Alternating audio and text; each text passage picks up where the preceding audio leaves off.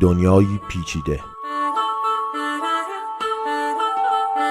دنیایی پرسرعت،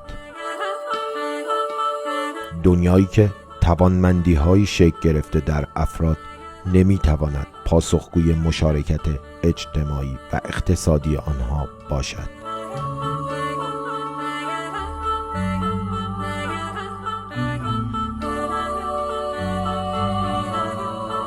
شرایط نابسامان اقتصادی تلاش انسانها و مشقتی که متحمل میشوند را به نتیجه مطلوب نمیرساند. ببینید، درآمد افراد ربط مستقیم به توانمندی اونها و شرایط اقتصادی موجود در یک جامعه داره. الان ما در یک گذاری هستیم که هم شرایط اقتصادی موجود در جامعهمون نابسامانه و هم توانمندی‌های افراد، توانمندی‌های آپدیت و بروزی نیستش که بتونه اونها رو به سمت جلو هل بده. توانمندی‌هایی نیستش که بتونن ازش استفاده کنن و تو کارهای امروزی مشارکت داشته باشن. به خاطر همینه که تلاش اکثر افراد برای بهبودی شرایط مالیشون و شرایط اقتصادیشون با ناکامی مواجه میشه، به یک بنبستی ختم میشه. به اصطلاح میگیم امروز افراد دارن تو شرایط اقتصادی روی یک تردمیلی میدون.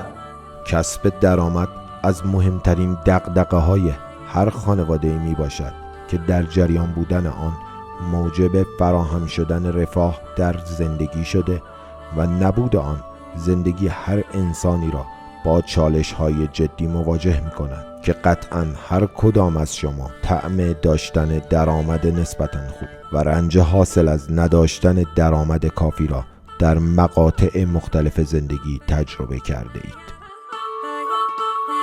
با توجه به شرایط اقتصادی بدی که داریم و هر روز هم داره بدتر میشه، نیروی کارم هر روز داره کمرنگتر و کمرنگتر میشه. دلیلش هم خیلی ساده است: مکانیزه شدن بخش صنعتی. خب چه اتفاقی داره توی جامعه میفته؟ نرخ بیکاری هر روز در حال افزایشه.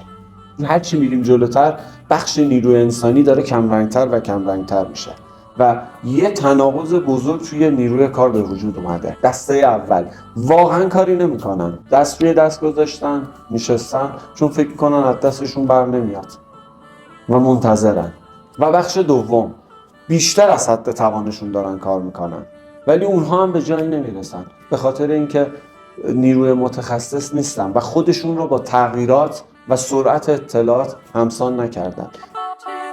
اگر شرایطی برای شما وجود داشته باشد تا بتوانید با توانمندی‌های موجود و منابع در دسترس خودتان بر پایه آموزش یک کسب و کار خویش فرمایی با درآمد نسبتاً خوب را راه اندازی کنید، آیا حاضرید این کار را انجام دهید؟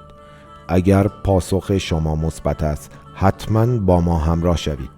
ما همیشه کنار شما هستیم تا تجربه ناب از راه اندازی کسب و کار آنلاین خودتان را به شما هدیه دهیم. خبر خوب اینه که دنیای امروز دنیای فرصت هاست و افرادی که تونستن توانمندی‌های خودشون رو با دنیای جدید تطبیق بدن شرایط مالی بسیار خوبی رو دارن تجربه میکنن. بیشتر از هر زمانی که فکرشو کنید تو دنیای امروز فرصت وجود داره تا بتونید کسب و کار شخصی خودتون رو راه اندازی کنید. من یه سوالی که همیشه از بچه‌ها میپرسم اینه که اگر یک شرایطی وجود داشته باشه که شما بتونید بر پایه آموزش توانمندی‌های خودتون رو ارتقا بدید و با استفاده از منابع در دسترس خودتون، منابعی که همین الان دارید، یک کسب و کار خویش فرمایی برای خودتون راه بندازید، حاضرید این کار رو انجام بدید؟